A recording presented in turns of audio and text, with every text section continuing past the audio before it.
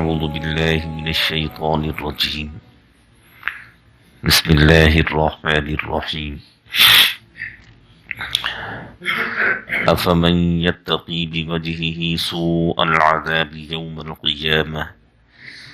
وقيل للظالمين ذوقوا ما كنتم تكسبون كذب الذين من قبلهم فأتاهم العذاب من حيث لا يشعرون فأذاقهم الله الخزي في الحياة الدنيا ولعذاب الآخرة أكبر لو كانوا يعلمون۔ سورہ زمر کی آیت نمبر 24، 25 اور آیت نمبر 26 تلاوت ہوئی ہے۔ ایک وہ شخص ہے جو قیامت کے دن بدترین عذاب سے اپنے چہرے کو بچانے کی کوشش کرے گا، تو اس وقت ان ظالموں سے کہا جائے گا اپنی بداعمالیوں کا مزہ اب تم چکھو۔ ان سے پہلے بھی بہت سے لوگوں نے جھٹلایا ہے، تو ہم نے انہیں اس طرح عذاب میں جکڑا ہے کہ انہیں پتہ ہی نہیں چلا۔ یہ تو دنیا کی زندگی کا عذاب ہے، آخرت کا عذاب تو بہت بڑا ہے، کاش کہ یہ لوگ جان لیتے۔ سورہ زمر کی گزشتہ آیت کریمہ میں اللہ جل شانہ نے متقی آدمی کی صفات کو بیان فرمایا تھا کہ متقی اور پرہیزگار آدمی وہ ہے جب وہ اللہ کے کلام کو سنتا ہے۔ جلود الذین یخشون ربہم، تو اس کے جسم کا بال بال اپنے رب کی طرف جھک جاتا ہے۔ ثم تلین جلودہم وقلوبہم الی ذکر اللہ، اور اللہ کے ڈر اور خوف کی وجہ سے اس کا بدن اور اس کا دل اللہ کے ذکر کی طرف مائل ہو جاتا ہے۔ جسے اللہ تعالیٰ یہ صفت عطا فرما دیں کہ وہ اپنے رب کی طرف جھک جائے، رب کا مطیع اور فرما بردار ہو جائے، ذالک ھدی اللہ، یہی اللہ پاک کی طرف سے بہت بڑی ہدایت ہے۔ ایک یہ شخص ہے جس کے جسم کا بال بال اللہ کی اطاعت پر آمادہ ہے، اللہ جل شانہ کی فرما برداری کی طرف مائل ہے، اور ایک وہ بدبخت ہے جو اپنی بداعمالیوں کی وجہ سے بروز قیامت دوزخ کا مستحق ٹھہرے گا، اور دوزخ کے عذاب کو اپنے منہ پر سہے گا، اپنے چہرے پر برداشت کرے گا۔ علماء کرام نے لکھا ہے کہ دنیا میں ہم اس چیز کا مشاہدہ کرتے ہیں کہ جب کوئی اچانک کوئی مصیبت آتی ہے، کوئی حادثہ ہوتا ہے یا کوئی تکلیف آتی ہے، تو انسان کی کوشش یہ ہوتی ہے کہ انسان سب سے پہلے اپنے دونوں ہاتھوں کو اپنے چہرے کے سامنے کرتا ہے، چہرہ بچانے کی کوشش کرتا ہے۔ اہل دوزخ کو یہ چیز میسر نہیں ہوگی کہ وہ اپنے ہاتھوں سے اپنے چہرے کو محفوظ کرنا چاہیں یا اپنے ہاتھوں سے اپنے چہرے کو بچانا چاہیں تو بچا سکیں، یہ چیز اہل دوزخ میں نہیں ہوگی۔ علماء کرام نے اس کی وجہ یہ لکھی ہے کہ جب ان اہل دوزخ کو دوزخ میں ڈالا جائے گا تو ان کے دونوں ہاتھ ان کی پیٹھ کے پیچھے باندھ دیے جائیں گے، اور اس طرح انہیں جکڑ کر دوزخ میں ڈالا جائے گا۔ پھر دوزخ کا عذاب، دوزخ کے عذاب کے تھپیڑے اور تھپڑ وہ ان کے چہرے پر پڑیں گے، تو پھر یہ اپنے چہرے کو نہیں بچا سکیں گے، اور اس وقت انہیں کہا جائے گا ذوقوا ما کنتم تکسبون،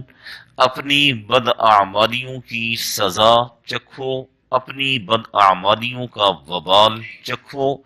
اپنی بداعمالیوں کی سزا بھگتو۔ یہاں تمہاری چیخ و پکار سننے والا کوئی نہیں ہے، یہاں تمہاری فریاد سننے والا کوئی نہیں ہے۔ یہاں جن جن چیزوں کو تم نے اپنا معبود بنایا دنیا میں، معبود حقیقی کو چھوڑ کر، وہ بھی آج تمہارے ساتھ اسی دوزخ میں ہیں، تمہارے بت اسی دوزخ میں ہیں، تمہاری مورتیاں اسی دوزخ میں ہیں، کوئی تمہاری فریاد اور پکار کو سننے والا نہیں ہے۔ پھر اللہ تعالیٰ فرماتے ہیں کذب الذین من قبلہم، یہ مشرکین مکہ ان کی حیثیت کیا ہے، یہ مشرکین مکہ ان کی اوقات کیا ہے، یہ مشرکین مکہ یہ اپنے آپ کو کیا سمجھ رہے ہیں، ان سے پہلے بڑی بڑی طاقتور قوموں کو ہم نے دنیا سے اور صفحہ ہستی سے مٹایا ہے۔ فَأَتَاهُمُ الْعَذَابُ مِنْ حَيْثُ لَا يَشْعُرُونَ، ان کے پاس ایسی طرح عذاب آیا کہ انہیں خبر ہی نہ ہوئی، اس طرح انہیں عذاب نے پکڑا اور جکڑا کہ انہیں پتہ ہی نہ چلا۔ اور وہ لوگ جن کا دعویٰ یہ تھا من اشد منا قوہ، ہم سے زیادہ طاقتور کون ہے، ہم سے زیادہ زور آور کون ہے، ہم سے زیادہ مضبوط ان جسم کا مالک کون انسان ہوگا، اللہ تعالیٰ فرماتے ہیں ہم نے انہیں صفحہ ہستی سے مٹا کر رکھ دیا۔ یہ مشرکین مکہ 6 فٹ کے ان کے قد ہیں، تھوڑی سی سرداری انہیں کیا دے دی، آج یہ اتنا اکڑ رہے ہیں کہ ہمارے رسول کی مخالفت کر رہے ہیں، ہماری طرف سے اترے ہوئے کلام کی مخالفت کر رہے ہیں، ہمارے نبی کے قتل کے منصوبے بنا رہے ہیں۔ فَأَتَاهُمُ الْعَذَابُ مِنْ حَيْثُ لَا يَشْعُرُونَ، ہم تو انہیں اس طرح عذاب میں جکڑیں گے انہیں خبر بھی نہ ہوگی۔ قوم لوط کو کیسے جکڑا گیا، قوم عاد کو کیسے پکڑا گیا، قوم سمود کو کیسے عذاب کے اندر پکڑا گیا۔ اللہ پاک نے ان کی تباہی کے لیے آسمانوں سے لشکر نہیں بھیجے ہیں، کسی کو ہواؤں کے حوالے کر دیا، کسی کو فرشتے کی چیخ کے حوالے کر دیا، کسی کو پتھروں کے حوالے کر دیا، اور پھر صفحہ ہستی سے اللہ نے انہیں مٹا دیا۔ قرآن مجید میں اللہ تعالیٰ نے سورہ عنکبوت میں وضاحت فرمائی ہے فَمِنْهُمْ مَنْ خَسَفْنَا بِهِ الْأَرْضِ،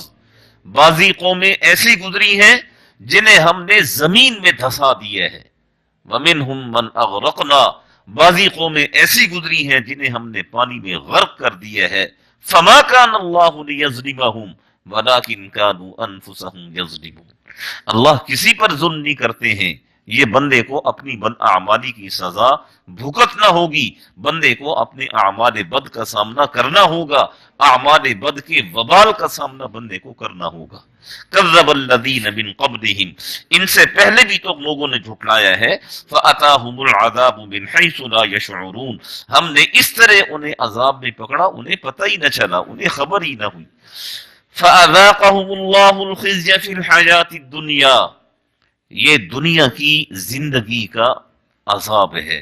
یہ دنیا کی زندگی کی رسوائی ہے۔ اور اللہ پاک نے مشرکین مکہ کو بھی پکڑا ہے، اللہ پاک نے مشرکین مکہ کو دنیا میں رسوا کیا ہے، دنیا میں انہیں عذاب کا سامنا کرنا پڑا۔ ایک مشرک کے بارے میں نہیں لکھا کہ وہ کہا کرتا تھا کہ میں اپنے ہاتھ سے نعوذ باللہ آپ صلی اللہ علیہ وسلم کو شہید کروں گا، اور غزوہ بدر میں اچانک وہ آپ صلی اللہ علیہ وسلم کے سامنے آیا تو آپ صلی اللہ علیہ وسلم نے ایک صحابی سے چھڑی دی، اور جب وہ سامنے آیا تو ہلکی سی چھڑی آپ نے اس کی گردن پر ماری، اور اس ہلکی سی چھڑی کی وجہ سے اس کی گردن پر زخم ہو گیا، اور وہ ایسے چیختا تھا جیسے گدھا چیختا ہے۔ ابو جہل نے اسے شرم دلائی، شرم کر، تو سردار مکہ میں سے ہے، یہ معمولی زخم تجھ سے برداشت نہیں ہو رہا،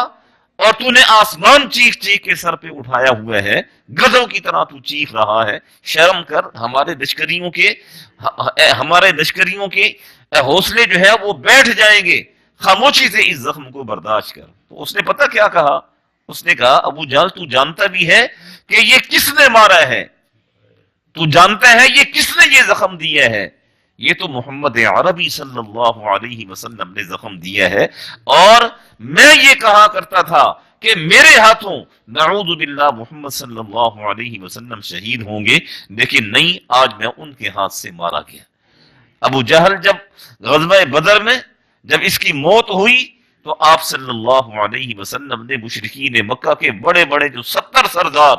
جو غزوہ بدر میں مارے گئے تھے، آپ نے یہ نہیں فرمایا کہ اٹھاؤ اور انہیں دفن کر دو، آپ نے فرمایا وہ سامنے کنواں ہے، انہیں گھسیٹ کر کنویں کے اندر ڈال دو۔ اللہ تعالیٰ فرماتے ہیں فَأَذَاقَهُمُ اللَّهُ الْخِزْيَ فِي الْحَيَاةِ الدُّنْيَا، یہ دنیا کی زندگی کا عذاب ہے۔ دنیا میں بھی اللہ نے عزت نہیں دی، دنیا میں صرف اس انسان کے لیے عزت ہے جو آپ صلی اللہ علیہ وسلم کا وفادار ہے، جو آپ صلی اللہ علیہ وسلم کا مطیع اور آپ صلی اللہ علیہ وسلم کا فرما بردار ہے۔ ہم کلمہ گو جب ہمارا کوئی آدمی مر جاتا ہے تو کیا ہم اسے گھسیٹ کر کسی جگہ پر پھینک دیتے ہیں؟ نہیں، بلکہ ہمیں شریعت نے ایک قانون دیا ہے، ایک ضابطہ دیا ہے کہ مرے ہوئے انسان کا بھی اکرام کرنا ہے، مرے ہوئے انسان کا بھی احترام کرنا ہے،